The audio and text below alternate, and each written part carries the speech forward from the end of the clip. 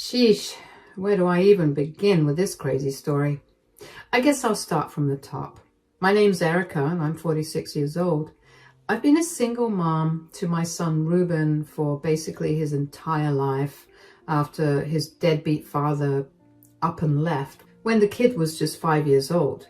Yup, that's right. This freeloading bum of an ex of mine decided being a parent wasn't his vibe anymore, so he just dipped out without a second thought. Left me high and dry, scrambling as a suddenly single mother just trying to make ends meet. I'll be the first to admit I probably overcompensated massively once Ruben's dad was out of the picture. I felt crazy guilty for inadvertently breaking up our family like that, even though it was totally out of my control. I just never wanted my sweet little boy to feel like he was missing out on anything or be burdened by the fact that we were a single parent household, you know? So from a super early age, I spoiled Ruben rotten. Anything he asked for, I made sure he got. Video games, toys, nice clothes, you name it. If I had to pick up a couple of extra waitressing shifts to make it happen, so be it. I wasn't going to let financial hardship create any void in my baby's life that I could prevent from happening. Well, in hindsight, that was a huge goddamn mistake on my part, because the time Ruben hit his teenage years, I had enabled him into the world's most ungrateful, spoiled brat you ever saw. I'd be at work all day, doing whatever crummy job would hire someone without much of an education to make sure there was always food on the table and a roof over our heads. Meanwhile, back at home, my teenage son would just be lazing around in his underwear, making a total mess of the place. Empty pizza boxes, soda cans everywhere, the smell of dirty laundry wafting through the apartment. When I'd get home exhausted after pulling a double shift, you bet your ass Ruben wouldn't lift a finger to clean up after himself. If I so much as asked him to take out the trash or rinse off his dishes for once, the lazy little punk would huff and puff like I just requested he scrub every inch of the place top to bottom. Ruben, this apartment is a mess, dude. Do you think maybe for once you could actually pick up after yourself around here? Why are you nagging me again, Mom? God, can't you see I'm busy playing this game? I'll do it later, all right? Get off my back. No, not later. I've had it up to here with your crap. I asked you to do one simple thing after I worked a 10-hour shift, and you can't even be bothered. I'm so sick of this. Oh my God, Mom. Why do you always have to ruin my vibe like this? If this place is such a mess, then hire a maid or something. I don't know. Stop yelling at me about every little thing. This was our life in a nutshell. Just constant screaming matches and bad vibes over his increasingly disrespectful, lazy behavior as the years went on. God, I missed the sweet, innocent 6-year-old who would call me beautiful, or the 9-year-old who would make me gifts. But this? Is this 16-year-old acting the way he was acting? I was having none of that. I'd get livid watching him sit on his butt day after day, failing out of school and never lifting a finger to help around the house. But I'd always chickened out on really following through with any tough love punishments. I'd yell until I was blue in the face, sure. But then those big puppy dog eyes of Ruben's would look at me sadly, and I'd just back down like a freaking chump. Oh, he's just going through a phase. It's those brooding teenage years and hormones acting up. I try convincing myself. Or kids these days are just lazier and more entitled. It's really not his fault. Yeah, right. By the time Ruben hit his early 20s, my mouthy underachiever of a son had managed to top his long list of disappointments yet again by getting himself kicked out of community college for perpetually skipping class. Awesome. I made him apply again and again to more free programs just so he could at least have some sort of certification under his belt. But clearly the apple didn't fall far from the tree when it came to his crummy father's crappy work ethic. Unbelievable, Ruben. You got yourself kicked out again? It's not my fault their classes are boring as hell, right? Plus the teachers all have sticks up their butts. I tried telling you that school wasn't for me, but you never listen. You're always too busy busting your hump at those dumb jobs to actually hear me out. Unfreaking real. You realize you're 21 years old now, right? You can't just keep skating by living off your poor old mother like some loser bum. I need you to actually get off your butt and start working towards something. Anything with your life. Whatever, Mom. You worry too much. I've got it all figured out. You'll see. Now, can you get out of my room, please? I'm trying to relax. Yeah, safe to say our living situation at that point was getting pretty freaking toxic. 2 years went by and Ruben was now 23. I was constantly butting heads with this bone-idle son of mine over his sheer refusal to be a productive, functioning adult. He was just perfectly content sponging off me for the rest of his days, apparently. That's why when Ruben brought home his first serious girlfriend around that time, I tried desperately to stay optimistic that maybe this Casey chick could be the wake-up call that finally put his behind in gear. But oh man, was I ever dead wrong about that. From the moment this Casey girl waltzed into our place as if she owned it, every worst fear I could have had about Ruben's taste in partners was suddenly realized. She was the prototypical ditzy, vapid blonde with not an ounce of ambition to be found. The type whose only real skill or talent seemed to be batting her eyelashes while clinging to any warm body with a Y chromosome in sight. What's good, Ma? This is my girl, Casey. Casey, that's my mom. We're going to be hanging in my room. Don't bother us. Hi, Miss Erica. Your son is like so cute, don't you think? I just love dating an older guy. How old are you? Boy, I swear to God. Relax, Mom. She's 20. Okay, then. Nice to meet you. With a huff, Ruben wrapped his arm around Casey's bony shoulders and steered her off towards his disaster zone of a bedroom, sneering at me like he was some smug alpha male. I just rolled my eyes, already counting down the days until this walking blonde cliche forced me to start popping antacids on the regular. Needless to say, my initial impressions of Casey as a clueless deadweight on Ruben's long trail of underachievement were quickly validated. In a matter of days, this dizzy airhead blonde had effectively moved all of her tacky belongings into my apartment without any semblance of my permission. Every time I'd come home from my janitorial side hustle, their tangled bodies would be draped across my living room couch, watching God knows what pointless TV garbage until unholy hours of the morning. What did Casey do for a living, you ask? Well, she sure as hell didn't work. She just leeched off my idiot son, same as he'd been doing with me for the past 20-something years. Awesome. Ruben, I don't mean to alarm you, but your girlfriend seems to have completely relocated into our apartment without asking me first. And from the looks of it, she doesn't have much of a job or income to speak of, so I'm confused on how exactly she plans to contribute here. Oh, come on, Ma. Don't start tripping already. Casey's just gonna be shacking up with me for a while. We're in love. And why should she need to get some whack job when she's with me? Yeah, Miss Erica, don't be such a square. Me and Ruru are totally gonna get married someday anyway, so like, what's the biggie? You should be happy. I want to stay here and keep your baby comfy. I stared at the two of them with my jaw practically unhinged, completely baffled that this vacant bimbo had the nerve to invite herself to indefinitely mooch off of my hospitality in my own damn house. I could feel the blood starting to boil in my face as the repressed resentment from years of Ruben's unappreciative entitlement reached a boiling point. This insane comment from Casey about me being thrilled she'd be shacking up permanently with my jobless man-child of a son was simply the last straw. Are you two kidding me with this nonsense right now? Listen up. I don't care how ridiculously infatuated you both think you are. There's no way in hell I'm allowing this freeloading blonde bimbo to move into my place without contributing a single cent. I've already supported one lazy bum for over 20 years.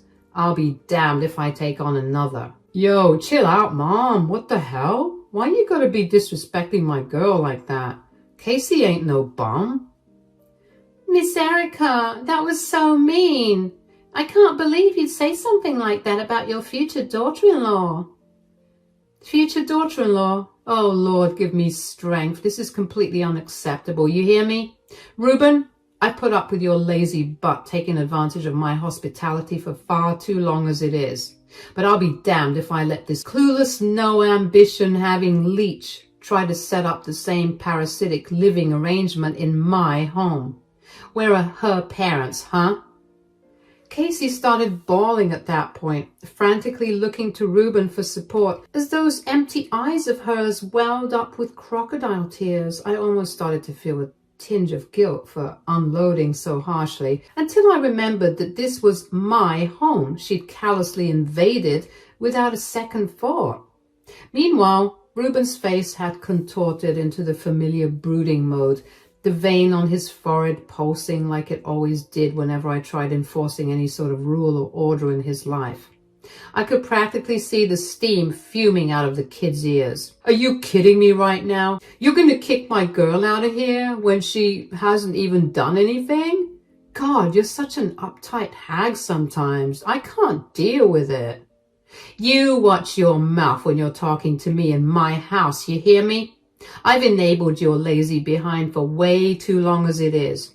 And now you're trying to freeload off of me even more by bringing home this aimless little floozy as a permanent roommate? Get real. Whatever, Mom. You know what? Forget you. If you're seriously going to be like this towards Casey, then we're out of here. Let's go, babe. We don't need this disrespect. Okay, Reuben, if that's what you want. Fuming, Reuben grabbed Casey and started storming out towards the door. And just like that, my idiot son was going to take off into the night with this empty blonde vortex he'd shacked up with, without a plan, without anywhere to go, all because his pride was too bloated to stomach being called out on his nonsense for once. Well, if he was determined to act like the petulant little boy he'd always been conditioned to be, I figured I might as well not stop him. Maybe he could use the wake-up call of life on the streets to set his butt straight once and for all. You know what, Reuben? Go ahead. Take your little girlfriend and get out. Sleep on a park bench for all I care, because I'm not putting up with the disrespect anymore. Figure out how to be an actual man who can support himself instead of relying on Mommy to wipe your butt for you. For a second, a flicker of doubt passed over Reuben's face, clearly not having expected me to actually call his bluff by kicking him out. I saw Casey desperately grab his arm and whisper something in his ear, probably wondering where the hell they'd even go from here. But my hard-headed son wasn't about to let me have the last word. He huffed out a breath, shot me one last venom-filled glare, and then stormed out of the apartment, dragging his vacant new girlfriend by the hand. I watched them go from the window, wincing as I heard the door slam so hard on their way out that the tacky decorative plates on my wall shook. Well, that could have gone better, I thought to myself. I'd be lying if I said part of me didn't immediately start second-guessing that whole disastrous confrontation. My emotions were so scrambled. Part of me was fuming at the sheer audacity of Reuben and this Casey chick had shown by imposing on me like that. But I also felt that all too familiar pang of motherly guilt and worry. Did I take things too far by just putting my own son out on the streets like that with no plan? I'd gotten so fed up with his crap that in the heat of the moment I thought maybe some tough love would be the wake-up call he needed to finally get his stuff together. But was I really just abandoning him instead? My mind flashed to terrible scenarios of Reuben and Casey resorting to despicable things or getting mixed up with dangerous people, just to have any kind of roof over their heads. I tried reassuring myself that he was an adult man, not some helpless child.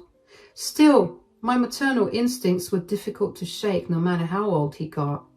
The first day after kicking them out, I moped around my suddenly quiet apartment, racked with worry over whether I'd done the right thing. I cleaned up the mess Casey had left behind in the living room, her ugly blonde hair extensions and old mascara sticks strewn about. Part of me wanted to reach out to Ruben and see if maybe we could hash things out. But another, more stubborn part of my psyche figured this whole ordeal could be the perfect tough love exercise to get through his thick skull. He'd angrily storm off in a huff like a moody teen before, only to inevitably come crawling back when he realized he'd made a bad decision. Maybe then he'd finally grow up and start taking some responsibility in life. So I toughed it out, distracting myself by burying my nose in work as usual. By the fourth day, though, my twitchy hands betrayed my calm and collected facade by repeatedly reaching for my phone, resisting the urge to blow up Ruben's number to make sure he was all right. Okay, I'll admit it, I was starting to get seriously worried about my son and where this whole messy situation had left him. By the seventh day, with no word from Ruben, I finally caved and reached out to the friend I dreaded calling most, the police. Yeah, hi. I'd like to file a missing persons report or whatever the process is. I haven't seen or heard from my son in over a week now, and I'm just really starting to get worried about him. I detailed the whole wretched saga to the police officer over the phone, sparing no details from Ruben's increasingly outrageous levels of disrespect that culminated in me kicking him out with his freeloading girlfriend in tow. To my dismay, the cop on the line didn't seem to share the same sense of urgency as me over my missing son's welfare. I see. Listen, ma'am, is your son an adult? Over 18? Well, yes, he's 23, And he left of his own free will after an argument, correct? You didn't report him being forcibly taken against his will or anything? I mean, no, not exactly, but I had no choice. He brought this girl to live with us without my permission.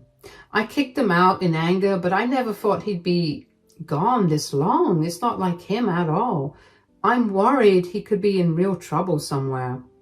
Ma'am, I hear your concern, but from what you're telling me, this is more of a domestic dispute than an official missing person case. Your adult son willingly left the home after a disagreement and even brought his girlfriend with him. While I know it's upsetting as his mother, that doesn't necessarily constitute him as a missing person in the eyes of the law. So what, am I just supposed to sit around while my dumb son could potentially be dead in a gutter somewhere after I kicked him out? The condescending police officer continued in a dry, bureaucratic tone that made my blood boil. Now, ma'am, let's not think like that. I'm simply saying from a legal standpoint, your 23-year-old son leaving of his own accord after a disagreement doesn't qualify as a missing persons case just yet. We have to reserve those kinds of resources for legitimate cases of endangerment or foul play being suspected. This is unbelievable. So you're telling me you can't do a single thing to try and locate my son, who I haven't heard from in over a week? What kind of service are you people providing here?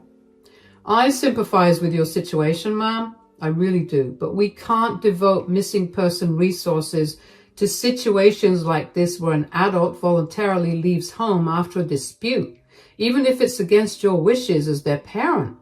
My suggestion would be to wait it out a little longer and see if he resurfaces. If you still haven't heard from him in, say, another week or two, then we may be able to look into it as a potential endangerment scenario.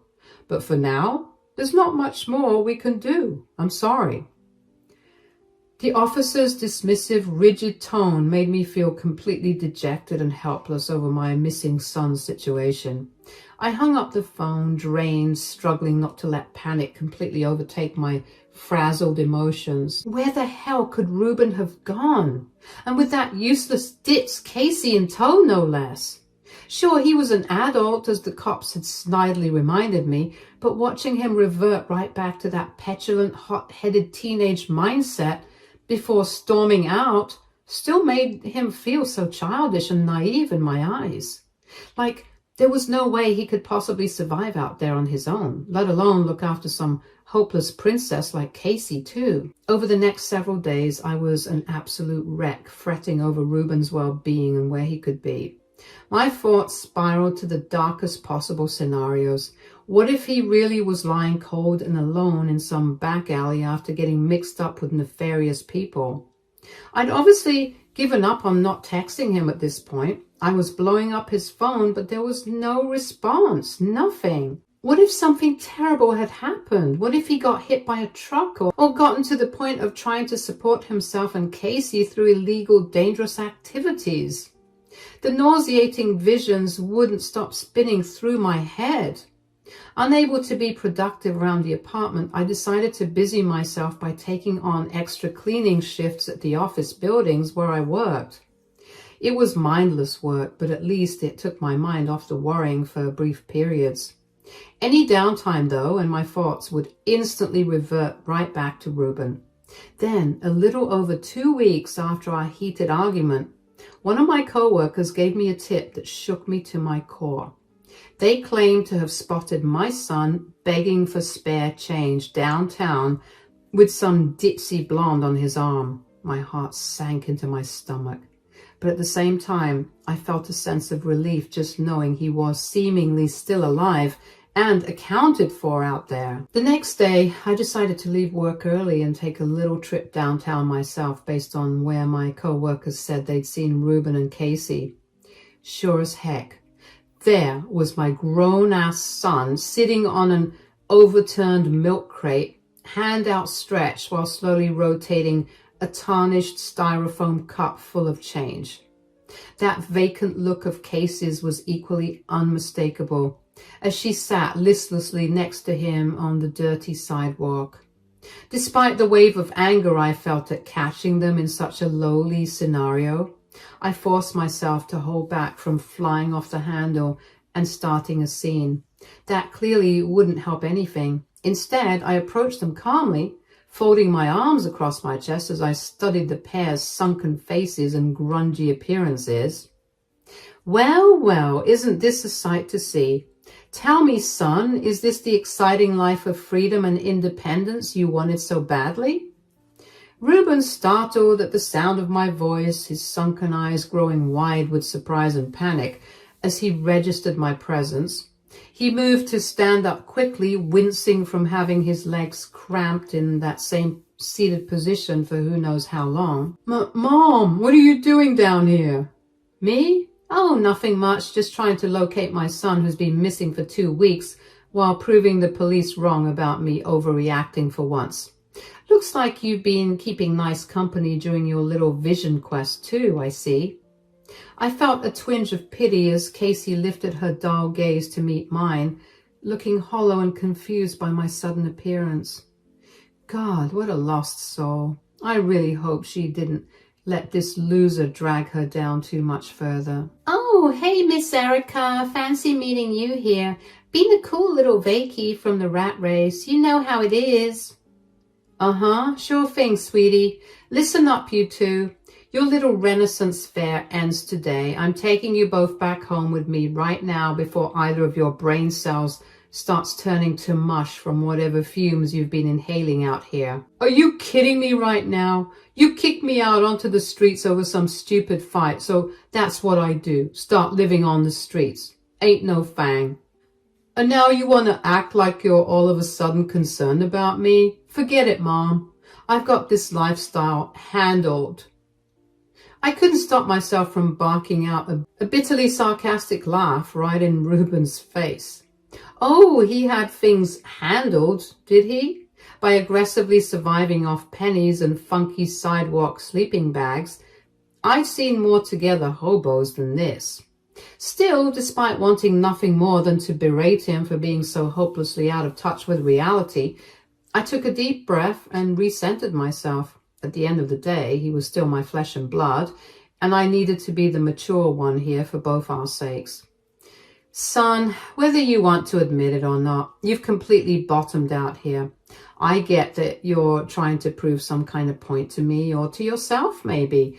But let's be real, all right? You were a grown man living entirely off your own mother's dime back home, freeloading and not lifting a single finger to be a contributing adult. And now your big independence move was to come out here and take the art of mooching off society to a new extreme? When does it end, Reuben?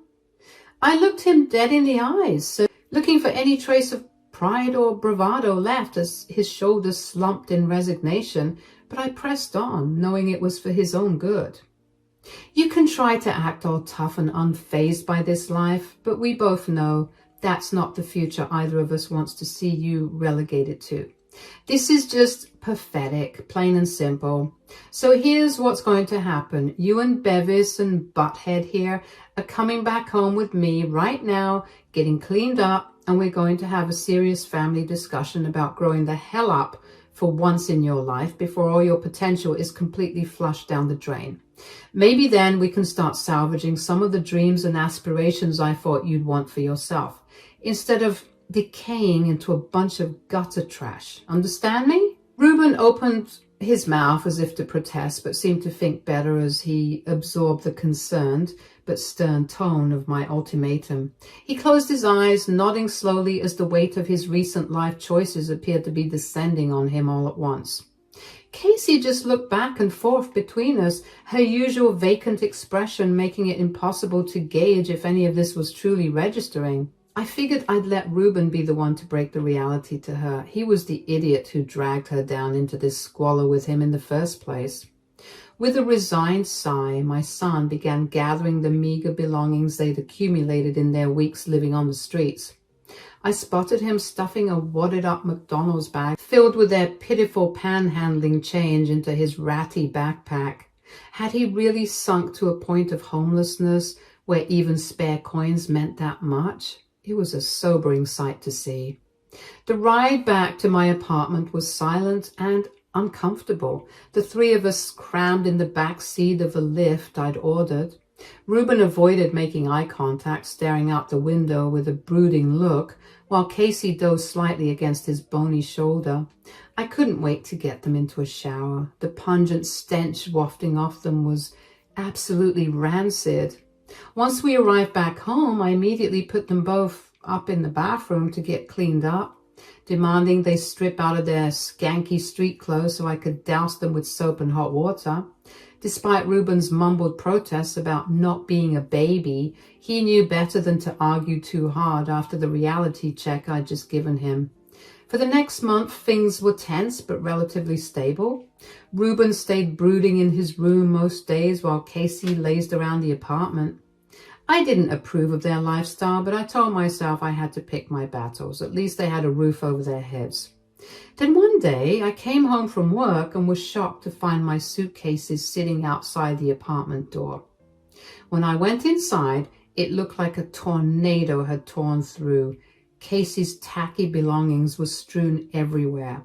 I pulled Reuben aside and demanded to know what the hell was going on. With an arrogant smirk, he informed me that he was evicting me from my own apartment. He claimed that after I had kicked him out weeks ago, it was a wake-up call that he was a man who should have just as much say over who gets to live here. I couldn't believe what I was hearing. I thought maybe this was his idea of a stupid prank at first, but the smug look on both Reuben and Casey's faces told me they were deadly serious about this. In a heated fury, I grabbed what belongings I could and stormed out of the apartment I had provided for Reuben his whole life. I didn't know where I was going to go, but I knew I couldn't stay under that roof a second longer with those two ingrates. The very next day, though, I returned to the apartment building with the landlady, Bruna, in tow. I had already filled her in on the whole situation, how my deadbeat son and his girlfriend had tried illegally taking over my apartment. Bruna was horrified, immediately revoking Reuben's residence and assuring me he had no legal rights there whatsoever, since the lease was solely in my name. We marched up to the unit, suitcases in hand, for me to properly move back into my home. When Ruben opened the door, a look of shock and panic washed over his face at the sight of Bruna. He knew he was caught red-handed. Bruna wasted no time reading Ruben and Casey the riot act, laying onto them about improperly subletting her unit and attempting to make an unauthorized tenant switch. She cancelled their occupancy on the spot, declaring they had 24 hours to vacate the premises before further action would be taken. Come on, Bruna, you can't be serious. That's ma'am to you, sir, and I'm being dead serious. I have no issue calling the cops. Honestly, treating your mother this way, you ought to be ashamed of yourself. At that point, Ruben's tough guy facade completely shattered. His eyes welled up with tears as he begged and pleaded for me to reason with Bruna, saying they had nowhere else to go since Casey had also been kicked out of her apartment for keeping it in a constant disastrous state. But I was unmoved by the crocodile tears, and with a cold, dismissive shrug, I stared back at my sniveling son and simply said, "Well, Ruben, you wanted to play hardball and be treated like a man who can make his own rules, so congratulations, you're finally getting that independence you thought you deserved. You made your bed, now you can lie in it. Or should I say, on whatever park bench or public bathroom floor you end up sleeping in from now on. Because you're sure as hell not staying here after trying to illegally take over my home." Ruben fell to his knees, bawling and begging for me to give him another chance, saying he made a mistake and that as his mother it's my job to forgive him. But I was unmoved. His unappreciative, ungrateful behavior had finally caught up to him in the harshest way possible. If he wanted to learn what being a self-sufficient man was like the hard way, so be it. Bruna gave me a curt nod of approval, respecting that I was finally putting my foot down on my mooching son's entitled antics. We turned and headed back to the apartment, suitcases in hand, as Ruben and Casey's wails of panic and anguish echoed down the hallway behind us. To this day, it's a bittersweet feeling watching them suffer from the consequences of their own arrogance and ingratitude. Most nights when I gaze out my apartment window, I can see Ruben and Casey posted up on the bench across the street, napping during the day, bickering at night with no plan or ambition, beyond scouting their next temporary living situation. Part of me feels I did the right thing, finally cutting off the endless enabling of my son's lazy mooching ways. Another part is just saddened to see the person I sacrificed so much for reduced to such a sorry, homeless state, all because he lacked fundamental life skills or a work ethic. I'm sure if I opened my door, he'd come rambling back eventually, hungry for the comfort and stability I used to provide on the silver platter. But until Ruben can show he's truly learned his lesson and is committed to being a productive, responsible adult, that door will remain firmly closed to him. Sometimes tough love is all that's left when you've given every other chance in the world to someone unstoppable in their determination to keep failing themselves. It's a harsh truth, but one Ruben sadly had to learn the hard way.